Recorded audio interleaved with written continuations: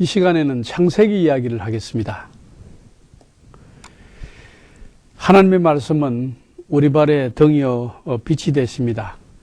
성경 말씀을 토대로 해서 창세기 이야기를 하겠습니다. 성경에 나오는 지역들을 보면은 이 지구공 부분의 이 흰 부분들이 성경에 나오는 지역들입니다.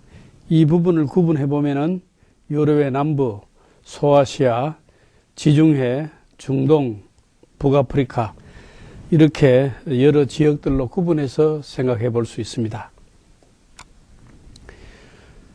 우선 창세기를 우리가 이야기하면서 두 부분으로 큰 파트를 구분해 보았습니다. 1장에서 11장까지와 12장에서 50장까지를 구분해 보았습니다. 1장에서 11장까지의 내용은 하나님의 우주 창조와 인류의 타락, 노아 홍수, 노아 후손의 이 분포, 바벨탑 사건 이렇게 구분해 볼 수 있고 12장에서 50장은 아브라함의 부르심과 족장들의 이야기, 그 중에 이제 이삭, 야곱, 요셉 이 네 분을 족장들이라고 할 수 있겠죠. 하나님의 이 족장들의 선택과 하나님의 구원의 역사가 어떻게 전개되어 나가는가 이런 내용으로 12장에서 50장까지 구분해서 생각해 볼 수 있습니다. 하나님께서 천지를 창조하실 때 6일 만에 창조하시고 7일째 되시는 날에 안식하셨는데 첫째 날은 빛을 창조하고 둘째 날은 하늘을 창조하고 셋째 날은 땅과 바다와 식물을 창조하고 넷째 날은 해와 달과 별을 창조하고 다섯째 날은 물고기와 새를 창조하고 여섯째 날은 가축과 들짐승과 사람을 창조하셨습니다. 그리고 이제 7일째 된 날에 쉬셨다, 안식하셨다 이렇게 성경은 기록하고 있습니다. 메소포타미아의 창조 이야기가 있습니다. 메소포타미아의 창조 서사시 에뉴마 엘리시라고 있는데 BC 7세기의 것입니다. 이 옆에 나와 있는 왼쪽의 사진 이 작품이 BC 7세기의 것인데 이 에뉴마 엘리시라는 메소포타미아의 창조 서사시에는 바벨론 최고의 신 마르뚝이 바다의 용 티아맛을 물리치고 그 시체로서 천지 만물을 창조했다 이렇게 기록이 되어 있는데 이 메소포타미아의 창조 이야기는 성경의 창조 이야기와 공통점이 거의 없습니다. 따라서 메소포타미아의 창조 서사시 에뉴마 엘리시는 성경과 직접적인 큰 관계가 없다고 보아야 할 것입니다. 성경에 나오는 창조 이야기를 우리가 살펴보면은 하나님은 6일 동안 천지 만물을 창조하시고 제 7일째 된 날 쉬셨습니다. 하나님이 창조하시기 전에 우주는 아무 형태도 없이 텅 비어 있었고 캄캄한 어둠 속에 있었습니다. 그러니까 empty and void, 형체가 없이 완전히 텅 비어 있었고 그게 캄캄한 어두움이 그 속에 있었습니다. 그래서 하나님은 먼저 빛을 창조하시고 그 다음에 우주 만물을 창조하셨습니다. 하나님 창조 이야기에 이 성경에 나와 있는 이야기를 우리가 살펴보면은 특징이 있습니다. 그 특징이 바로 붉은 글씨로 된 이 부분인데 하나님 자신만 스스로 있는 존재이고 물질 세계든 정신 세계든 하나님이 창조하지 않는 것은 아무것도 없다는 것입니다. 그리고 하나님 외에는 다른 창조자가 없다는 것입니다. 그래서 하나님만 창조자고 그가 홀로 창조하셨고 또 하나님이 창조하지 않고 존재하는 것은 아무것도 없다. 이것이 성경에 나오는 창조 이야기의 특징입니다. 그리고 사람만이 유일하게 하나님의 형상으로 지음을 받았다는 것입니다. 사람 이외에는 하나님의 형상으로 지음받은 존재가 없다는 것입니다. 창세기 1장 26절에 있는 내용을 토대로 해서 그렇게 우리가 볼 수가 있습니다. 따라서 사람 외에는 하나님과 인격적인 관계를 가지는 존재가 없다. 이것입니다. 왜냐하면 형상이 있어야 인격적인 관계를 가질 수 있기 때문에 하나님과 인격적인 관계를 가지는 존재는 하나님의 형상을 가지고 하나님과 소통할 수 있는 사람만 관계를 가질 수 있다는 것입니다. 그리고 이 하나님의 형상은 외적인 모양이 아니라 지식과 감정과 의지 등 내적인 인격을 말하는 것입니다. 어떤 폼, 밖으로 나타나는 형상이 아니고 내적인 인격입니다. 하나님은 흙으로 사람을 만드시고 그 코에 생기를 불어넣으심으로 산존재가 되게 하셨습니다. 이 산존재가 되게 했다고 창세기 2장 7절에 기록하고 있습니다. 그리고 이 산존재는 하나님의 생기가 있어야 합니다. 하나님의 생기를 불어넣으니까 산존재가 되었다. 하나님의 생기가 삶에 있어서 중요하다는 것입니다. 중요할 뿐만 아니고 이게 필수적인 존재죠. 산존재가 되기 위해서는 필수적인 요소가 하나님의 생기입니다. 하나님께서 에덴의 아름다운 동산을 만드시고 거기에 하나님께서 창조한 사람을 거기에 두셨습니다. 에덴 동산에는 실과가 세 가지가 있었는데 일반 실과, 선악을 알게 하는 나무의 열매, 또 생명나무의 열매. 일반 실과는 금지된 것도 아니고 영생하는 것도 아닌 열매. 그러니까 먹어도 그만, 안 먹어도 그만. 그런 열매고, 선악을 알게 하는 나무의 열매는 먹어서는 안 되는 열매. 그래서 선악과 먹은 뒤에는 선악 판단의 기준이 하나님에게서 자기에게로 옮겨갔습니다. 전에는 하나님이 선악 판단의 기준입니다. 하나님이 좋은 것은 나도 좋고 하나님이 싫어하시는 것은 나도 싫고 그렇게 되었는데 이제 선악과를 먹은 뒤에는 내가 좋은 것은 좋고 내가 싫은 것은 싫고 완전히 기준이 하나님에게서 자기에게로 옮겨갔다는 것입니다. 그렇기 때문에 이제는 선악과를 먹은 뒤에 판단 기준이 하나님에게서 자기에게로 옮겨갔다. 이것이 하나님 앞에 범죄가 되는 것이죠. 왜냐하면 죄란 것에 그리스 말의 하마르티아라는 말은 궁수가 활을 쏠 때 그 화살판에 아주 만점되는 거기에 들어가지 못한 것인 다 빗나간 것, 목표에서 빗나간 것은 다 죄가 됩니다. 그러니까 하나님의 목표에 빗나간 자기가 목표가 되었기 때문에 하는 모든 것이 죄가 될 수밖에 없었죠. 그것이 선악과를 먹은 뒤에 인간이 판단 기준이 자기에게로 옮겨온 데 대한 모든 하는 것이 죄가 된다는 것입니다. 생명나무의 열매는 먹어야 영생하는 열매입니다. 이 생명나무와 비교해서 우리가 생각할 수 있는 것이 생수, 생명수, 샘물 이런 말로 신약에서는 나타나 있는데 이 물은 먹으면 영생하는 물. 이 열매는 먹으면 영생하는 열매. 그것이 생명나무 열매죠. 생명수, 샘물입니다. 최초의 사람 아담의 범죄를 보면은 창세기 3장 10절에서 11절에 우리가 살펴볼 수 있는데 내가 벗었으므로 두려워하여 숨었나이다. 아담이 선악과를 따먹고 자기가 벗은 줄 알았습니다. 전에도 옷을 벗고 살았는데 왜 지금 와서 두려운가? 이 벗었다는 것은 단지 밖에 옷을 벗었다는 것이 아니고 내면적인 의를 벗었기 때문에 내면적으로 수치와 부끄러움을 느낄 수 있게 된 것이죠. 금단의 실과 선악과를 먹고 약속을 저버림으로 이제는 의로움이 사라져 버렸습니다. 의를 벗은 것이 두렵고 부끄러웠던 것입니다. 여기서 수치심이 생긴 것입니다.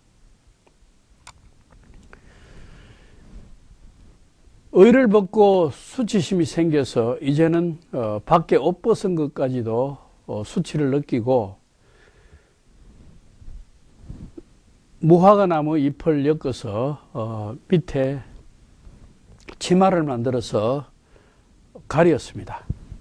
근데 햇빛이 나니까 이 무화과 나무 잎은 햇볕에 말려서 올라가 버리고 사실 이거 어디에 앉아도 쉽게 찢어지고 이런 무화과 나무 잎이 제대로 된 옷이 될 수가 없죠. 그래서 하나님께서 아담 하와에게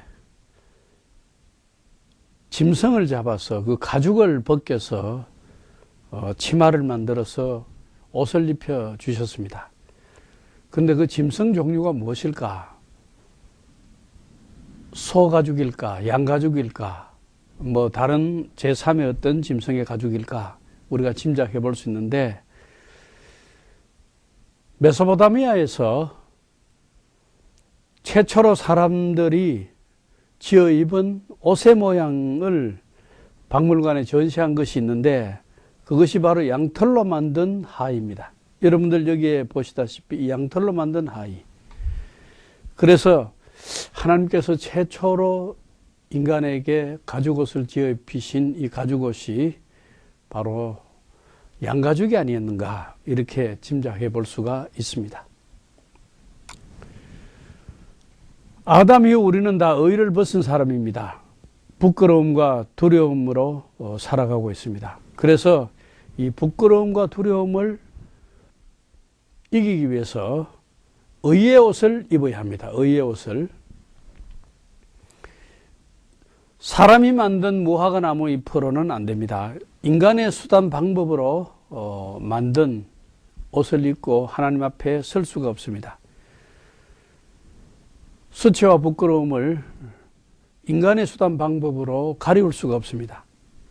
하나님이 입혀주신 가죽옷, 하나님의 어린 양 예수께서 십자가에 흘리신 피로 죄의 용서함을 입고 입혀주시는 옷, 그 의의 옷을 입어야 합니다.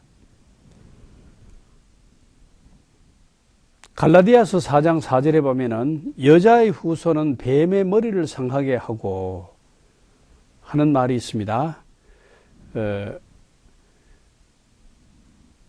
이 여자의 후손이란 말이 있는데 이 여자의 후손, 갈라디아서 4장 여자의 후손, 이 여자의 후손이 바로 예수 그리스도를 말합니다. 예수 그리스도는 마리아에게서 성령으로 잉태하셨기 때문에 요셉과의 어떤 성적 관계를 통해서 태어난 분이 아니고 성령으로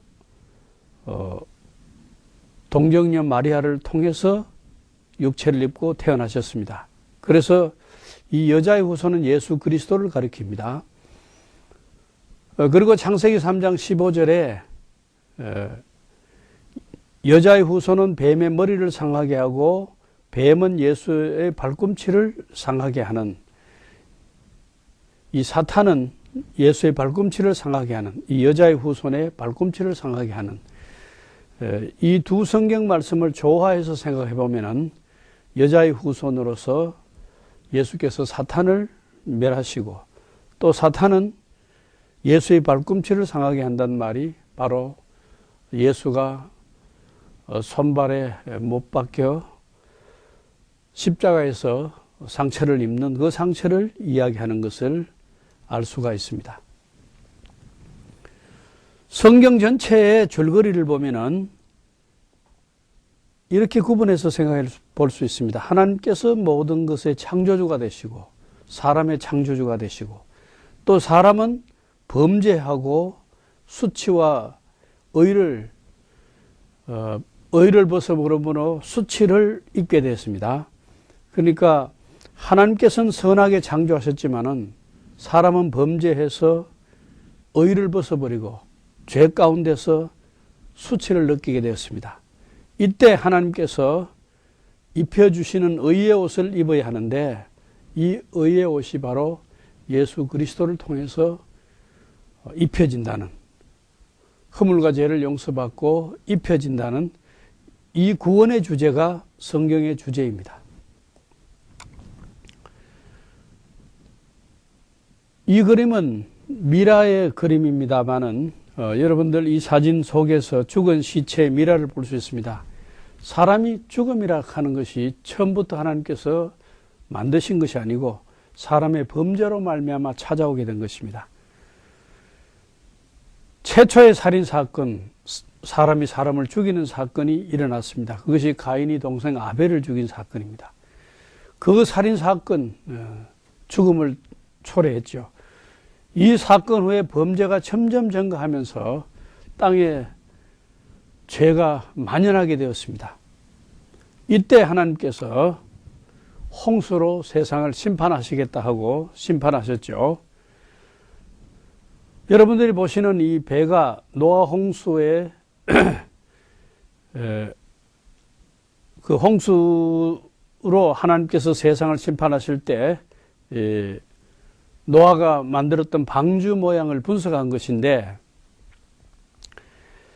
이 홍수 심판에서 살아남기 위해서 하나님께서 노아에게 방주를 만들라고 하셨죠. 그래서 노아가 그 말씀을 순종해서 방주를 만들어서 노아와 그 아내와 또 세 아들과 세 자부, 이 8식구가 방주 속에서 살아남아서 모든 인류가 다 멸망할 때에 이 노아 자손을 통해서 이 살아남은 노아 가족을 통해서 시날 땅에서 이제 슈메르 문화가 형성되면서 그 후손들이 세상의 모든 인구의 번성의 출발점이 됩니다. 이 출발점이 된 노아 식구들이 살아남기 위해서 이 방주가 필요했는데 얼마나 큰 방주를 만들었느냐. 이 안에는 사람뿐만 아니고 생물도 각기 종족을 보존하기 위해서 거기에 넣었기 때문에 종류별로 넣었습니다. 그렇기 위해서는 큰 방주를 만들어야 했겠죠. 방주 길이가 135m입니다. 미식 축구장이 90m 정도 길이기 때문에 미식 축구장보다 더 크니까 방주가 얼마나 컸다는 것을 알 수 있죠.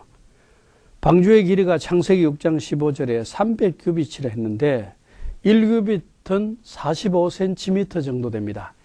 바로 이 엘보에서 팔꿈치에서 손가락 끝까지, 그러니까 큰 사람은 조금 사이즈가 더 크겠고 작은 사람은 조금 작지만은 대체적으로 고대에는 이 척도를 잴 때에 신체 부위를 가지고 척도를 쟀습니다.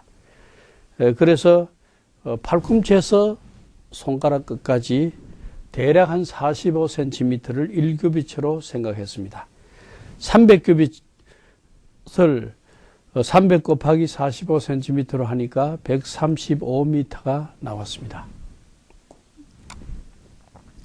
노아 방주가 앉았던 자리로 추정되는 방주 모양의 장소가 지금 터키의 동쪽 아라라산이 있는 그 언저리에 방주 모양의 이런 지형이 형성된 것을 발견했습니다. 여기에 이런 지형이 형성되어 있죠. 꼭 방주 모양으로 되어 있습니다. 이 지형을 탐사하고 분석해 본 결과 다시 도면을 보시면서 여러분들이 참고할 수 있습니다. 여기에 이 방주 모양의 지형인데 꼭 배 모양으로 되어 있습니다. 그래서 이 배 모양으로 된 방주를 전부 분석을 해보았습니다. 갑판하고 전체로 이렇게 분석해서 살펴보았습니다. 이 도면은 이 방주 모양의 배터가 발견된 그 앞에 아라라산 박물관을 만들어 놓고 이것이 노아 방주가 앉았던 자리라고 추정하면서 그 참고 자료들을 전시한 그 박물관에 제가 방문을 해서 이 도면을 사진 찍어서 여러분들에게 보여드리고 있습니다. 그리고 이 박물관에는 석화된 나무들과 화석이 된 산호들도 보관하고 있습니다. 그래서 이 방주 모양의 지형 거기에서 출토된 나무들, 산호들 이런 자료들을 그 박물관에 보관하고 있는데 여기에 종류별로 여기에 진열이 되어 있는 모습을 알 수가 있습니다. 그래서 이것들이 다 배를 만들 때 사용했던 것들이고 지금 그 배가 다 사가버리고 터만 이렇게 남아있지만은 실제로 이것이 일반 다른 산이 아니고 일반 다른 산의 토양과는 달리 배에서 축출되는 물질로 되어 있다는 것을 증명하기 위해서 이런 자료를 전시하고 있습니다. 노아 자손들이 이제 살아남아서 40주, 40야를 하늘에서 홍수가 내려서 범죄한 많은 사람들이 다 죽어버리고 노아 자손만 살아남았는데 그들이 이제 시나알 땅에서, 여기에 시나알이라는 곳이 있죠. 이 시나알 땅에서부터 이제 그들이 살아가면서 인구가 번성하기 시작했는데 이 시나알 땅에서 만들어진 문화를 우리가 슈메르 문화라고 합니다. 메소포타미아 지역의 문화, 세계 최초의 문명이라고 할 수 있습니다. 이 노아 자손의 분포를 셈족은 여기에 황색으로 표시된 이 지역들, 엘람, 아수르, 아람, 욕단, 황색으로 표시한 이 지역들은 셈족 족속들이 분포되어서 살던 지역이고, 그리고 이제 빨간 색깔로 된 이 지역들은 야벳 자손들이, 인도 유로피언들, 야벳 자손들이 분포되어 살던 지역들이고, 그 다음에 푸른 칼라로 된 이것은 함 또는 아프리카인들이 살던 지역들입니다. 그래서 색깔별로 노아 자손의 셈, 함, 야벳 이 세 자손들의 후손들의 분포 지역을 지도를 통해서 살펴보았습니다. 바벨탑 이야기가 성경에 나오는데 이 바벨탑은 어떤 모양이었을까? 바벨탑은 바벨론 최고의 신 마르뚝을 섬기던 지구라시였다고 학자들이 보고 있습니다. 그래서 메소포타미아 사람들은 7층 건물을 세웠는데 7층이면 그 당시로서는 굉장히 높고 그들의 표현에 의하면 하늘까지 닿았다고 표현을 했습니다.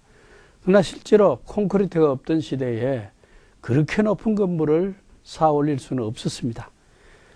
흑벽돌을 구워서 7층을 올린다 해도 그 대단히 높은 건물이죠. 그래서 가장 높은 건물로서 신전을 만들었는데 그것은 7층이었다. 한 층, 두 층, 세 층, 네 층, 다섯, 여섯, 일곱 이렇게 7층으로 쌓았다고 보고 있습니다. 그리고 이 꼭대기에는 우상을 섬기던 그 이방신을 섬기던 신전이 있었습니다. 우리가 스바냐 1장 5절에 보면은 지붕 위에서 이방인을 섬겼던 것을 알 수가 있는데 이런 전통이 메소포타미아에서부터 가나안까지 이어졌다는 것을 알 수가 있습니다. 지구라스의 모습을 재구성한 그림인데 이것은 대형 박물관에 있는 그림인데 제가 여러분들에게 보여드리고 있습니다. 조금 전에 본 지구라스의 모습을 조금 전에는 제가 독일 베를린의 버가모 박물관에 갔다가 그 모형 만들어 놓은 사진을 찍어서 보여드리는 것이고 지금은 대형 박물관에서 그림으로 그린 것을 제가 여러분들에게 사진 찍어 보여드리고 있습니다. 그 다음에 이제 우리가 아카드의 사르곤이라는 사람을 우리가 고대 문화와 더불어 생각해 볼 수 있는데 이 사람은 2355년 BC경에 출생을 했습니다. 이 사람을 주목할 필요가 있는 것은 메소포타미아의 모든 작은 나라들을 정복해서 아카디안 국가를 만든 사람입니다. 그렇기 때문에 노아 자손들이 시나알 땅 주변에 살면서 그저 부족으로 이렇게 살았는데 다른 작은 부족들을 점령해서 국가를 만든 사람이 처음으로 국가를 만든 사람이 이 아카드의 사르곤입니다. 그리고 이 사람은 조금 전에 보여드린 그 사르곤의 손자인데 이름이 나람신입니다. 2254년에서 2214년 BC경에 산 사람인데 아카디안 왕조의 네 번째 왕으로 사르곤의 손자입니다. 이 나람신이란 말은 시인은 달신을 말합니다. 그래서 달신인 시인의 사랑을 받은 자 하는 것이 나람신입니다. 메소포타미아에서 처음으로 중앙정부를 수립하고 역사상 첫 제국을 만든 왕입니다. 그러니까 아카드의 사르곤의 손자는 한 국가에서 더 나아가서 다른 부족과 주변을 정복해서 역사상 첫 제국을 만든 왕입니다. 그러니까 나람신, 그 할아버지 아카드의 사르곤, 이것은 정치적인 고대의 유명한 인물들입니다. 영토를 걸프만에서 지중해까지 확장했고 동쪽으로는 이란, 북쪽으로는 소아시아까지 점령을 한 비교적 큰 제국입니다. 이것은 제가 루브르 박물관에서 촬영했는데 조금 전에 본 이 나람 시인이 자기가 믿는 신에게 예배하는 모습인데 예배하면서 무엇을 감사했느냐? 자기가 주변을 다 정복했다는 것을 감사하고 신에게 예배하는 모습인데 밑에 보면은 나람 시인이 많은 사람들을 짓밟고 있죠.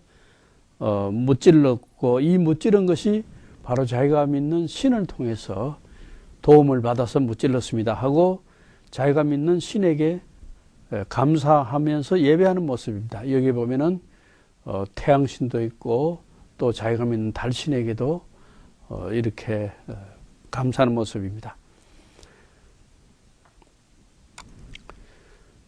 그리고 역사상 최초의 제국을 창설했던 사르곤의 아들 나람신의 통치하에 있던 아카디안 사람들이 이 시리아의 에볼라까지 와서 불을 찌른 곳입니다. 이 자리에 금괴 탄 부분이 있죠. 여기에 불을 찔렀기 때문입니다. 그래서 이런 역사를 보면서 이런 유적지를 보면서 그 당시 문화를 살펴보며 창세기를 우리가 공부해보고 있는 것입니다. 그리고 아카드 사람들이 사용했던 도구와 전쟁 무기가 있는데 대형 박물관에 전시된 것을 제가 여러분들에게 사진 찍어서 보여드리고 있습니다. 그들이 이런 무기를 사용해서 주변 나라들을 정복했다는 것을 알 수 있습니다. 우선에 역사적으로 우리 살펴보기 위해서 고대 제국을 살펴보면은 고대 제국은 남쪽에는 슈메르인 또 북쪽에는 아카드인 조금 전에 그 사르곤 그렇게 신할 땅에서 발전하고 있다가 아카드인들이 아카드 제국을 만들었다는 이야기까지 제가 했습니다. 그리고 그 뒤에 아모리인과 엘람인, 이 전부 다 셈족이죠. 이들이 아시리아와 바벨론이라는 나라를 건설하고 고대는 또 바벨론 제국이 이 아카디안 제국 이후에 유명한 큰 제국으로 부상합니다. 그러다가 이 고대 바벨론 제국은 히타이트 제국에 의해서 망해버리고 마는데 히타이트 제국은 해쪽 속을 중심으로 한 제국인데 지금 터키 동쪽에서 주로 이 큰 제국을 이루었던 히타이트들입니다. 그리고 그 뒤에 이제 신아시리아 제국이 생겨나고 이 또 신아시리아 제국은 신바벨론 제국에 의해서 망해버리는데 이 신아시리아 제국은 성경에 나오는 사르곤이라든지 산헤립이라든지 이런 왕들이 이스라엘의 분열 왕국 시대에 메소포타미아와 가나안 지역 이집트까지 영향을 끼치던 이런 제국이고 그 제국을 멸망시키고 다시 등장한 것이 느부갓네살의 아버지 나보폴라살과 느부갓네살 때에 성경에 나오는 그 이야기들이 신바벨론 제국 이야기입니다. 그 뒤에 신바벨론 제국을 멸망시킨 것이 페르시아와 또 연합해서 메대가 바벨론을 멸망시켰습니다. 그래서 이 페르시아 시대가 열립니다. 이것이 고레스 왕 때. 이 고레스 왕 때 이야기는 성경에 다니엘, 에스라, 에스더, 느헤미야 그 이야기들입니다. 물론 다니엘은 신바벨론 제국과 페르시아 시대에 걸쳐서 연결이 됩니다. 그 뒤에 이제 페르시아 제국을 멸망시킨 것이 헬라 제국, 알렉산더 대왕의 동방원정을 통해서 헬라 제국이 되고, 헬라 제국 이후에 지중해 지역에 강자로 부상하는 로마 제국, 이때는 이제 신약 시대로 넘어가는, 성경과 비교하면 역사가 그렇게 연관이 되죠. 고대에서 현대까지 세계 통용어들을 살펴봅니다. 세계적으로 이 아카디안 언어, 이것이 국제 언어로 한때는 사용되었습니다. 그리고 엘람어, 아람어도 고대에는 국제 언어로 사용될 때가 있었습니다. 그리고 헬라어, 그러니까 그리스 제국 시대, 그리고 로마 제국 시대까지 지중해 지역에는 헬라어가 사용되었습니다. 이 신약 시대에도 헬라어가 사용되기 때문에 국제 언어였기 때문에 신약 성경을 헬라어로 유대인이었던 예수의 제자들이 기록을 했죠. 그 뒤에 우리 역사에 보면은 중세에는 라틴어가 주로 사용되었고, 독일어, 영어, 불어 이것 다 라틴어가 모체가 되어서 발전한 것을 알 수 있고, 요즘에는 세계적으로 영어가 많이 사용된다고 말할 수가 있겠죠. 예수님 당시에는 아랍어를 주로 사용하던 문화가 남아서 그 당시 예수님의 제자들은 아람어로 기도를 배우기도 하고 말할 때는 아람어를 했다는 것을 알 수가 있습니다. 그래서 이 아람어는 유대인들이 바벨론 포로 갔을 때 이 아람어를 익혀서 사용하다가 포로에서 돌아온 뒤까지 예수님 당시까지도 이 아람어를 많이 이야기했고, 예수님은 제자들에게 아람어로 기도를 가르치셨던 것을 알 수 있습니다. 그렇기 때문에 그 당시에는 스포큰 랭귀지로는 아람어, 그 다음에 기록하는 라이팅 랭귀지로는 헬라어를 사용했던 것을 알 수 있습니다.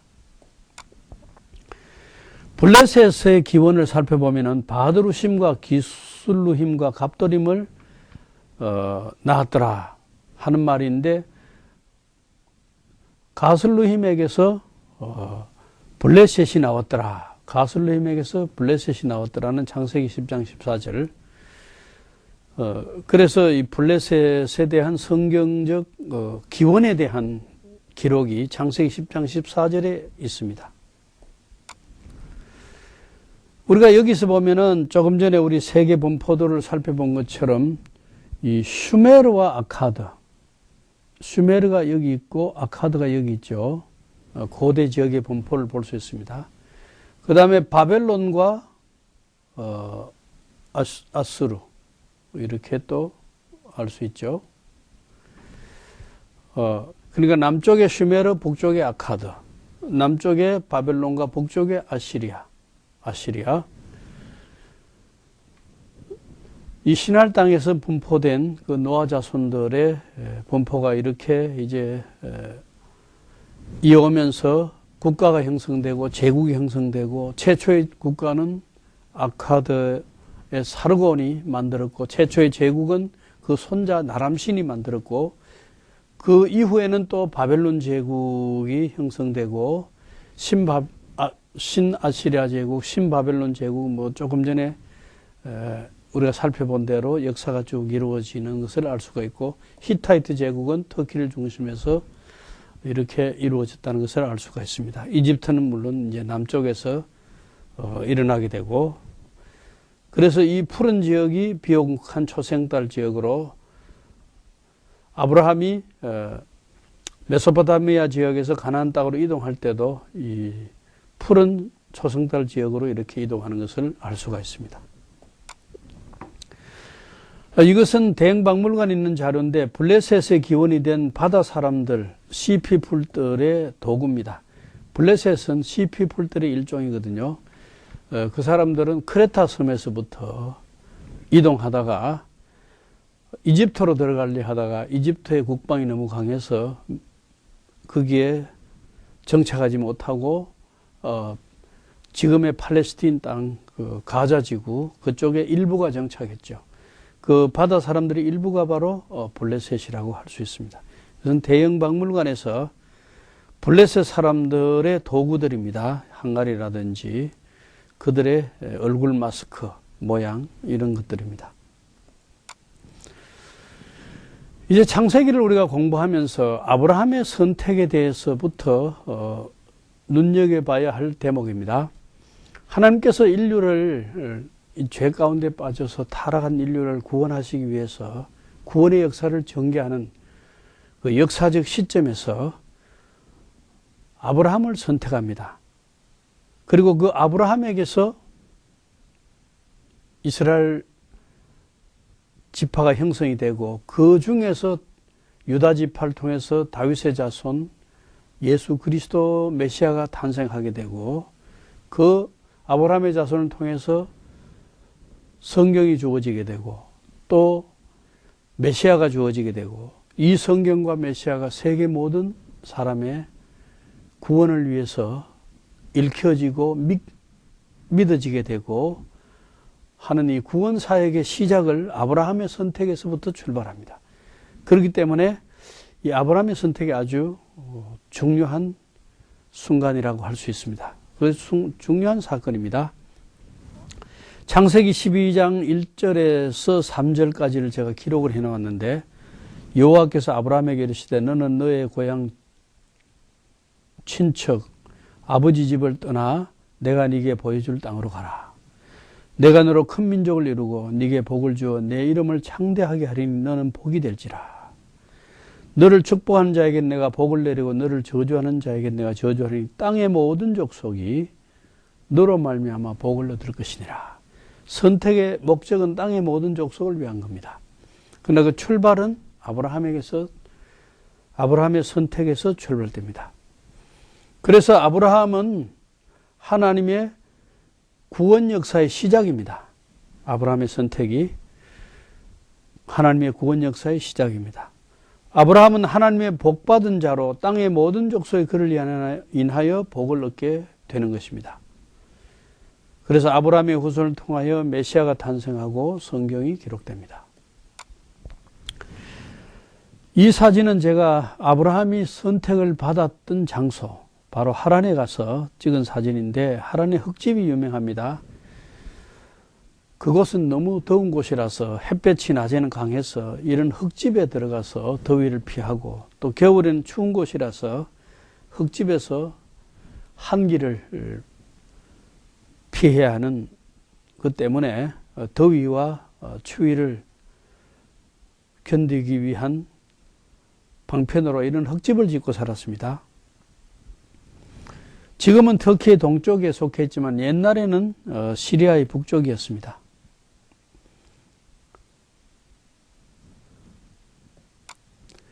함무라비에 대해서 우리가 생각해 볼 필요가 있는데 이 함무라비는 BC 1800년경의 사람입니다. 아브라함이 BC 1800년경의 사람이라고 본다면은 함무라비도 아브라함과 비슷한 연대를 가지고 있다고 볼 수 있습니다. 그래서 고대 바벨론은 함무라비 왕 때 전성기를 이루었는데 이 함무라비 왕이 아브라함과 비슷한 시대다. 이렇게 보고 어떤 사람들은 창세기 14장 1절에 나오는 신할 왕 암무라베를 함무라비 왕으로 보는 견해도 있습니다. 여기에 대해서는 구체적으로 이렇게 정설이라 이렇게 하기보다도 그렇게 주장하는 견해도 있다고 생각하시기 바랍니다. 함무라비 시대에 유명한 것이 함무라비 법전인데 이 함무라비 법전이 BC 1800년 대 것인데 높이 2.25m의 검은 현무암에 여기에 법전이 쭉 새겨져 있습니다. 여기 글자로 쭉 새겨져 있어요. 그리고 이 위에는 함무라비 왕이 태양신을 예배하고 있습니다.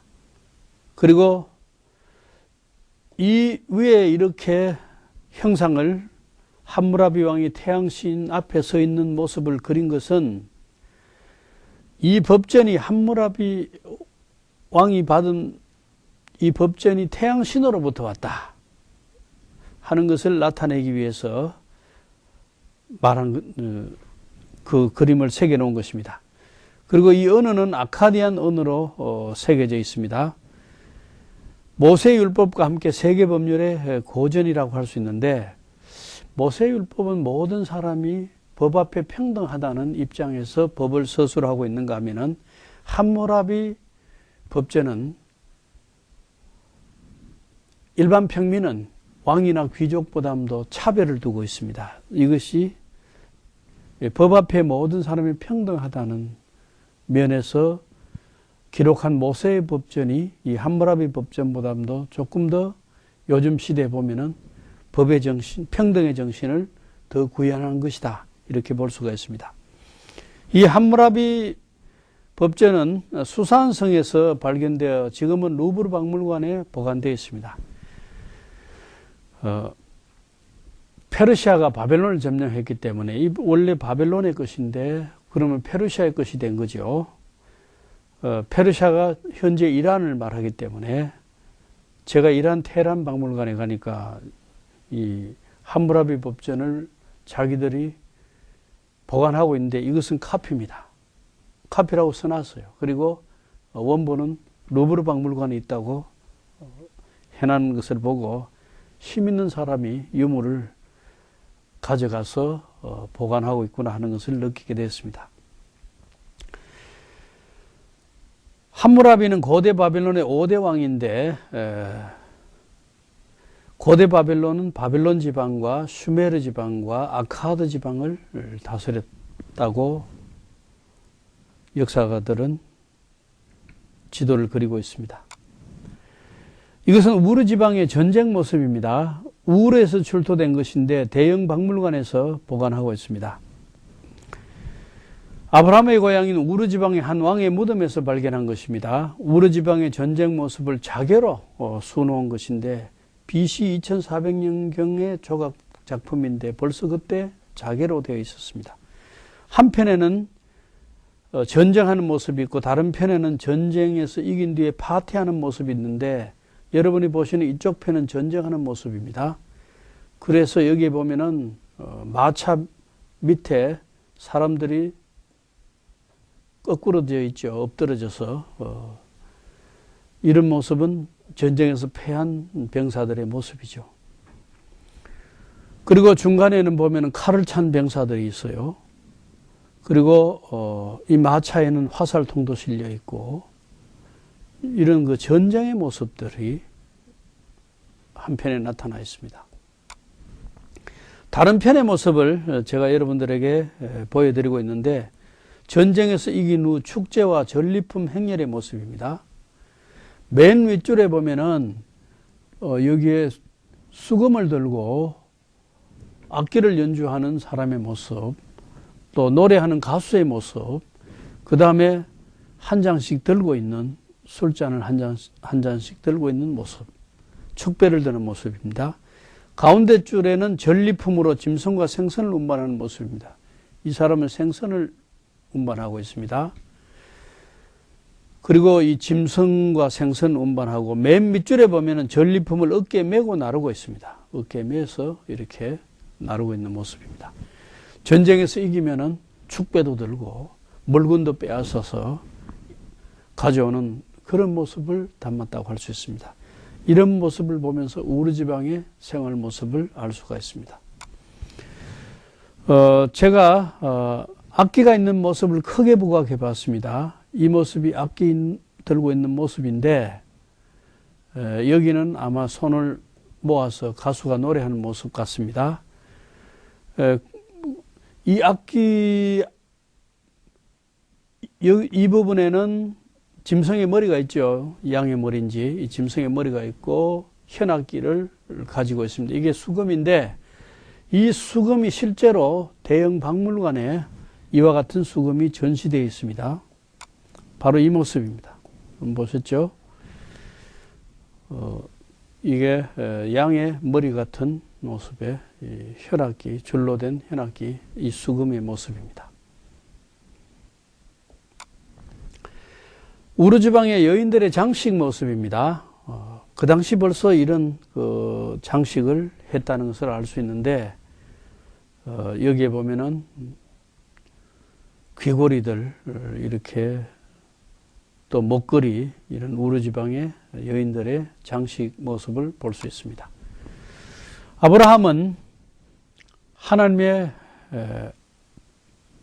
예정과 선택 속에서 이동을 했는데, 갈대아 우르에서 출발해서 하란으로 또 세겜으로, 세겜에 왔단 말은 벌써 가나안 땅에 왔다는 것이죠.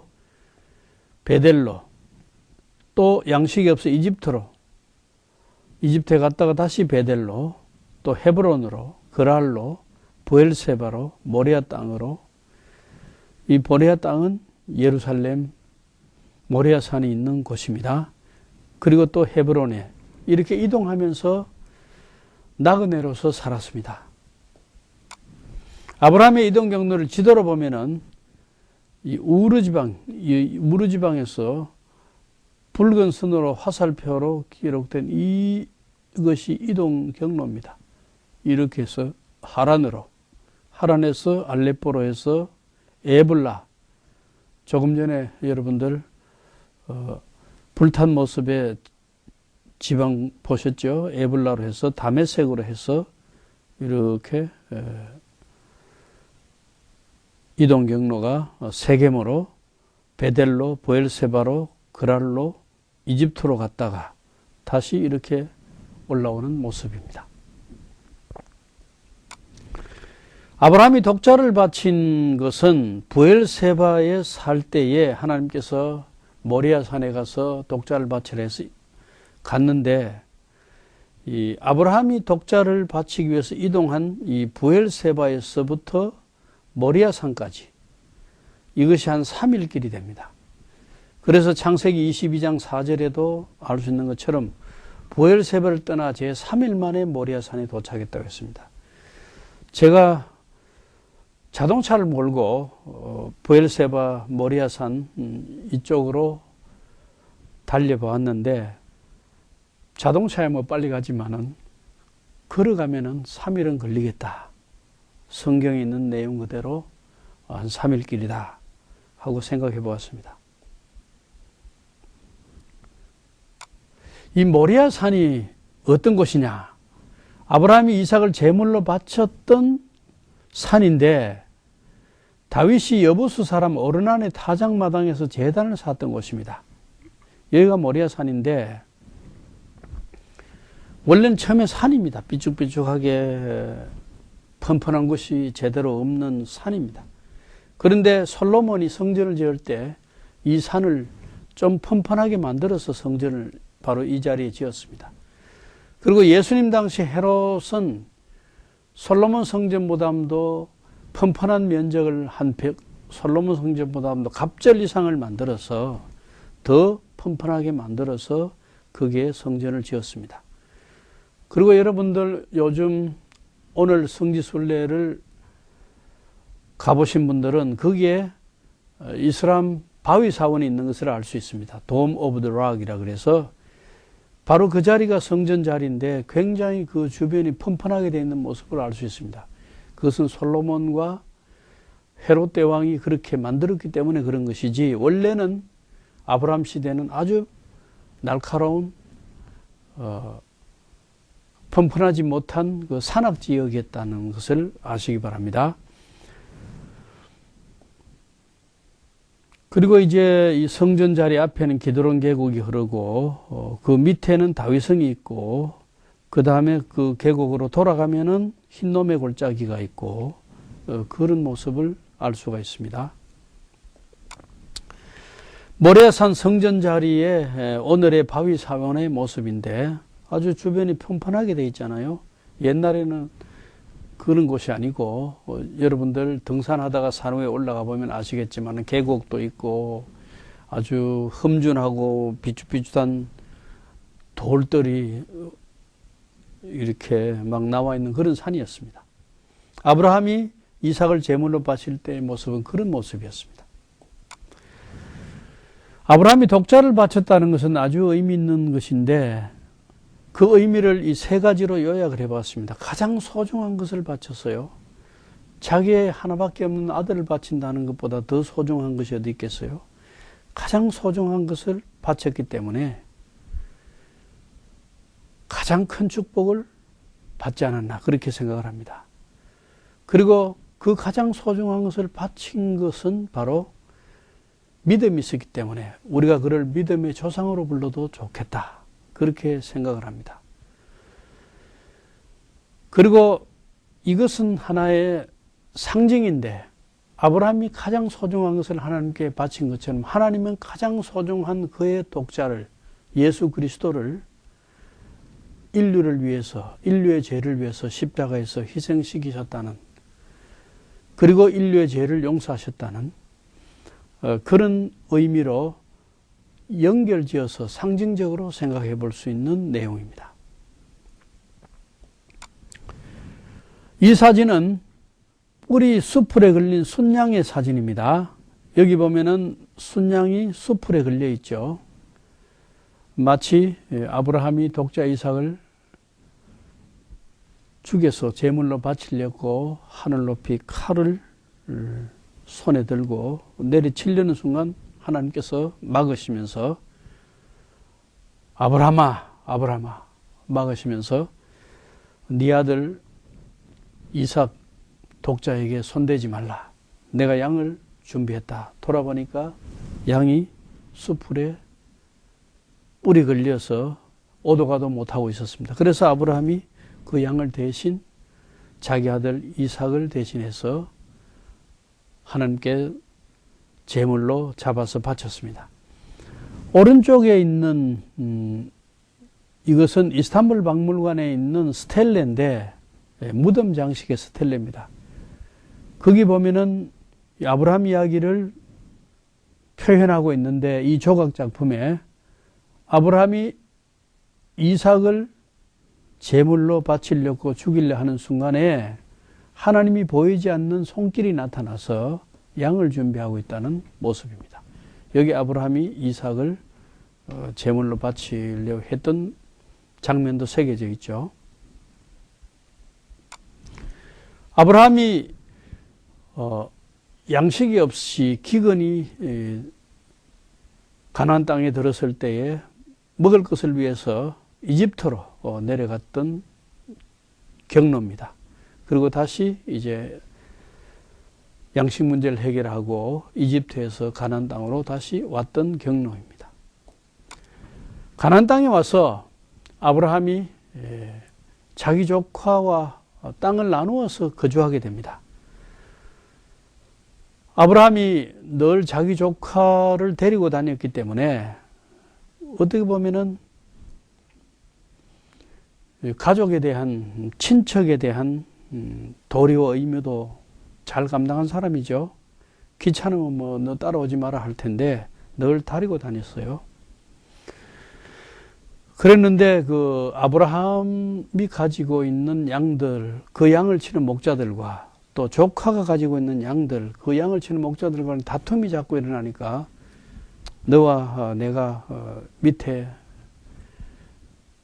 목자들이 자꾸 다투니까 땅을 나누어서 이제 분리해서 살자 이렇게 타협을 하고 아브라함은 헤브론 지방에 살고 롯은 소돔 지방에 살았는데 땅을 나눌 때 먼저 관용을 베풀었습니다.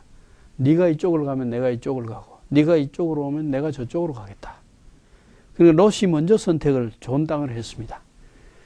소돔 땅이 하나님의 심판을 받기 전이기 때문에 아주 하나님의 동산같이 물도 많고 목초지도 좋고 해서 롯이 소돔 쪽을 택하고 아브라함은 헤브론 쪽으로 갔습니다.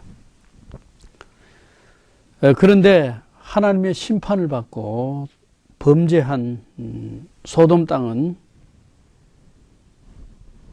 하나님의 심판을 받은 다음에 형편없는 벌모지가 되어버리고 말았습니다.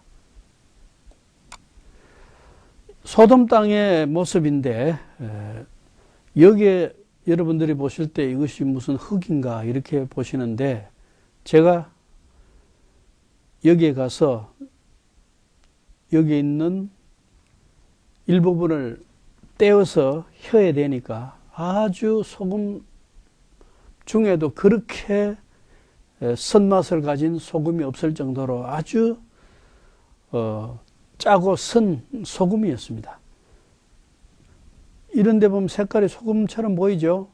어떻게 일반적으로 보면 이건 흙인가 이렇게 볼 수도 있습니다만 이 전체가 다 소금 덩어리입니다.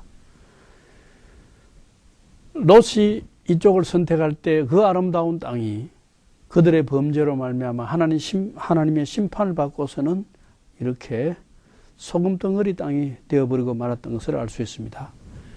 창세기 19장 24절에 유황과 불을 소돔과 고모라에 비같이 내리사 유황 불비가 내린 다음에 땅이 이렇게 바뀌어버리고 말았습니다.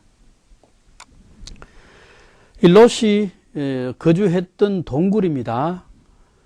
밖에 이렇게 벽돌로 한 것은 외벽이고 원래는 이것이 동굴입니다. 이 모습 보세요.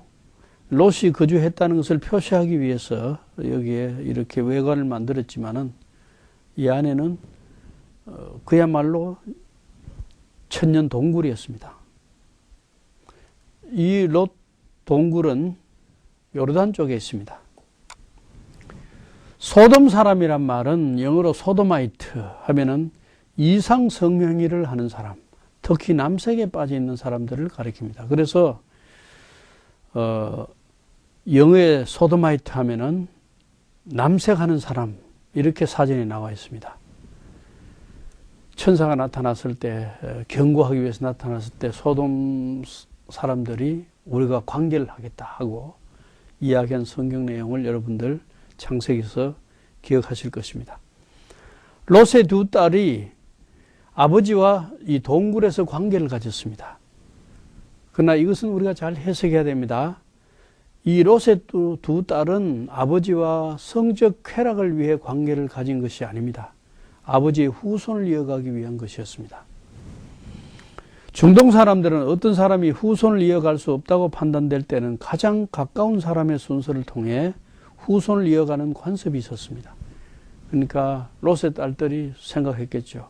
아, 이렇게 심판을 받고 우리가 동굴에서 살다가 우리 가족의 씨가 없어지면 어떡하느냐 해서 우리 가족이라는 씨를 이을 것은 우리가 이어야 되겠다 해서 아버지와 자기들이 가장 가까운 것은 아버지이기 때문에 아버지를 통해서 아버지의 후손을 잇기 위해서 그런 관계를 했던 것입니다.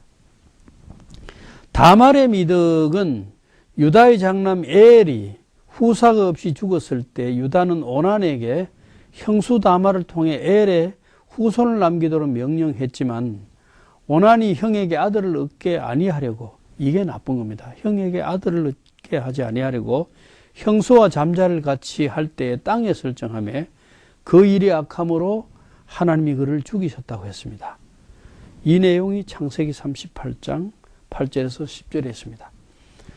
다말은 시아버지 유다를 통해 남편의 후손을 잇기 위해서 시아버지와 관계를 가졌습니다.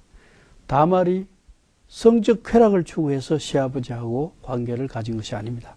그렇기 때문에 유대인들의 이 중동 지방의 전통에 보면은 다말은 아름다운 미덕을 행한 여자다, 그렇게 보고 있습니다. 우리 윤리로 보면은 어떻게 그럴 수가 있느냐 뭐 이렇게 아주 비난하고 우리가 좋지 않게 평할 수 있죠. 중동에서는 이것을 그들의 관습에서는 미덕으로 생각했습니다. 마찬가지로 룻기에 나오는 그 룻의 미덕도 나오미의 며느리 룻은 친척 보아스를 통해 오벳을 낳았는데 이것도 일찍 죽은 자기 남편의 후사를 이어준 아주 또 시어머니에게 손자를 안게 해준 가정의 후사를 이어준 미덕으로 생각하고 있습니다. 족장들의 여정을 보면은 아브라함은 갈대아 우르에서 하란으로 세겜에서 베델로 이집트로 베델로 헤브론에서 그랄로 브엘세바에서 모리아 땅으로 가서 이삭을 바치고 또 헤브론으로 이렇게 살다가 헤브론에서 죽어서 막벨라 굴에 장사됐죠. 이삭은 이 헤브론에서 그랄로 브엘세바에서 헤브론으로 이삭도 이런 여러 여정을 거쳤습니다. 야곱은 브엘세바에서 베델로 또 형을 속이고 장자의 축복을 받은 다음에 형의 낯을 피해서 하란으로 도망갔다가 돌아오는 길에 길라산으로 마하나임으로 버니엘로 숫곳으로 세겜에서 또 장막에 진치고 살다가 또 딸이 디나가 강간당하자 거기서 또 베델로 이사를 갔다가 베들레헴으로 헤브론으로 브엘세바로 또 이집트로 이 사실은 이집트에서 생을 마감하죠. 이렇게 나그네로서 유리하면서 살았던 족장들의 여정을 살펴볼 수가 있습니다. 특히 그 야곱의 일생을 야곱 자신이 바로 앞에서 고백한 말을 통해서 살펴볼 필요가 있습니다. 야곱의 일생은 사실은 자기가 속이는 일, 나는 맏아들 애습니다 하고 장자의 축복을 가로채기 위해서 아버지를 속였죠. 또 속았습니다. 자기 자녀들한테 속았어요. 자기가 가장 사랑하는 아들 요셉을 너무 사랑한 나머지 다른 아들들이 시기해서 요셉을 이집트로 팔아버리고 노예로 장사꾼들에게 팔아버리고는 양의 피를 묻혀서 아버지 앞에 거짓말하면서 이게 요셉의 피인데 악한 짐승이 아마 요셉을 잡아먹은 것 같습니다. 그 아들들에게 속아서 오랜 세월 동안 슬픔 가운데 살았습니다. 그래서 야곱이 바로 앞에서 고백한 이야기가 뭡니까? 나는 험악한 세월을 보냈습니다. 그야말로 인생 한평생 살면서 속이고 속고 그 험악한 세월을 보낸 것이 야곱의 인생이다. 그렇게 생각할 수 있습니다. 그러나 야곱은 또 장점도 있습니다. 하나님을 끝까지 의지하면서 자기의 환도뼈가 부러지기까지 하나님의 사자 천사의 손을 놓지 않고 밤새도록 실험하면서 당신이 내게 복 주기 전에는 당신을 놓아줄 수가 없다고 끝까지 하나님을 의지하면서 승리자란 이름을 받기도 했습니다. 그래서 천사가 내가 하나님과 겨루어 이겼음이니라. 수많은 약점과 거짓과 속임과 속는 것 속에 살았지만 끝까지 하나님 의지하면서 승리자라는 이름을 받았다는, 사람이 다 약하고 또 부족한 점이 있지만 끝까지 하나님 의지하면서 승리의 생활을 살았던 그의 일생을 살펴볼 수가 있습니다.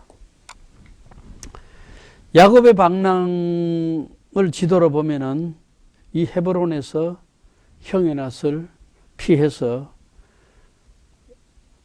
외삼촌 집 저 하란으로 갈 때 이렇게 요단강을 건너서 또 이쪽에 암만이 있는데 암만 옆에 흐르는 야복강을 건너서 하란까지 이렇게 올라갔던 것을 알 수가 있습니다. 이게 도망가는 길이죠. 그리고 가서 20년 후에 그는 갔던 길을 따라 다시 가나안 땅으로 돌아오게 된 것을 알 수가 있습니다. 돌아오면서는 세겜에서 주로 살았죠. 그러다가 베델로 올라갔다가 그렇게 했습니다. 야복강은 암만 도시 북쪽으로 돌고 끼고 돌고 흐르는 강인데 지금도 이 야복강이 흐르고 있는데 요셉 당시보다 물이 좀 적어졌는지는 알 길이 없습니다만은 지금도 요르단 암만에서 자동차를 타고 좀 북쪽으로 올라가면은 얼마 가지 않아서 이 야복강이 나옵니다. 제가 이 드라빔의 모습을 여러분들에게 바단 아람의 드라빔의 모습을 보여드리기 위해서 일부러 그 바단 아람 지역에 있는 그 터키의 산느 우르파 박물관에 가서 드라빔 모습을 사진 찍어서 보여드리고 있습니다. 이 드라빔은 가정수호신인데 라헬이 아버지 집을 떠날 때에 드라빔을 아버지가 섬기던 가정수호신 드라빔을 훔쳐서 안장 밑에 감추었던 것을 알 수 있죠. 이 가정을 보호하고 출산과 풍요를 준다고 생각하면서 가정에서 섬기던 우상들입니다. 아주 자그만하죠. 그리고 밑에는 합판체인데 제가 이스라엘 식물원에서 이 사진을 찍었습니다. 이것은 임신 촉진제로 알려져 고대 사람들이 사용했던 것 같습니다. 그래서 라헬이 이 합판체를 레아에게 주면서 오늘 밤 남편이 나와 함께 자게 해달라고 이야기했던 식물이죠. 창세기 1장에서 11장은 에덴 동산, 홍수, 바벨탑 등 사람들이 저지른 죄악과 하나님의 심판에 관한 이야기가 있습니다. 창세기 12장과 50장은 아브라함, 이삭, 야곱, 요셉 등 하나님께서 족장들을 선택해서 범죄한 사람들을 구원하시기 위해 펼치는 구원의 역사가 전개되고 있습니다. 하나님의 선택을 받은 족장들이 메소포타미아를 출발해서 가나안 땅으로 갔다가 야곱과 요셉 시대에는 이집트로 내려갔습니다. 양식을 구하러 이집트로 내려갔죠. 그렇기 때문에 창세기가 끝날 무렵에 족장들의 후손은 이집트에 살고 있었습니다. 여러분들이 보시는 이 사진은 온 지역, 그러니까 이 온 지역을 그리스 시대에는 헬리오폴리스라 그랬습니다. 태양의 도시다. 그렇게 해서 태양신 나하를 섬기던 도시로서 요셉은 태양신을 섬기던 온 지역의 제사장 보디베라의 딸 아스나과 결혼해서 이 사이에서 므낫세와 에브라임을 낳았습니다. 그러니까 이 이집트에서는 태양신을 최고신으로 섬겼어요. 그렇기 때문에 최고신의 제사장이니까 신분이 굉장히 높은 이집트의 귀족과 결혼했다고 이렇게 볼 수가 있죠. 요셉이 국무총리를 했기 때문에 이런 일들이 있었습니다. 왜냐하면은 요셉의 신분이 귀하니까 또 귀족의 딸과 결혼을 할 수가 있었죠. 이것은 요셉 당시 이집트의 곡식 창고입니다. 여기에 곡식을